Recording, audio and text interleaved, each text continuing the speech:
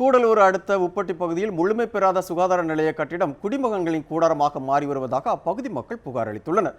நீலகிரி மாவட்டம் புஞ்சைவயல் செல்லும் சாலையில் தற்போது ஆரம்ப சுகாதார நிலையம் செயல்பட்டு வருகிறது. சுகாதார செவிலியர்கள் குடியிருப்பு சுகாதார நிலையமாக மாற்றப்பட்டதால் போதிய இடவசதி இல்லாமல் உள்ளது. இதை அடுத்து அங்கு நகராட்சிக்கு சொந்தமான இடம் சுகாதாரத்துறைக்கு வழங்கப்பட்டுள்ளது. அதில் புதிய சுகாதார நிலையம் கட்டும் பணி துவங்கியது. தேசிய ஊரக நலவாழ்வு திட்டத்தின் கீழ் கடந்த 2011 கட்டுமான பணி துவங்கி கட்டிடம் மட்டும் கட்டப்பட்டுள்ளது.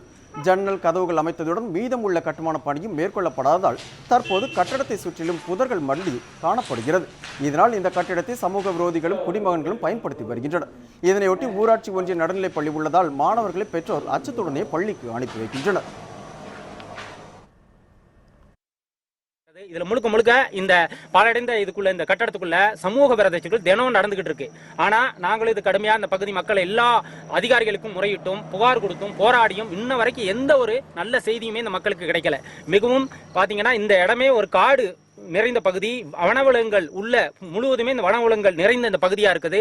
குழந்தைங்க இந்த இடத்தை கடந்து தான் போக வேண்டிய நிலைமை இருக்குது. பள்ளிக்கூடத்துக்கு போறதா இருந்தாலும் மருத்துவமனைக்கு போறதா இருந்தாலும் இதை கடந்து தான் போகணும். ஆனா இந்த மருத்துவமனை செயல்பட்டா இந்த பகுதியில் உள்ள மக்களுக்கு பெரும் உதவியா இருக்கும்.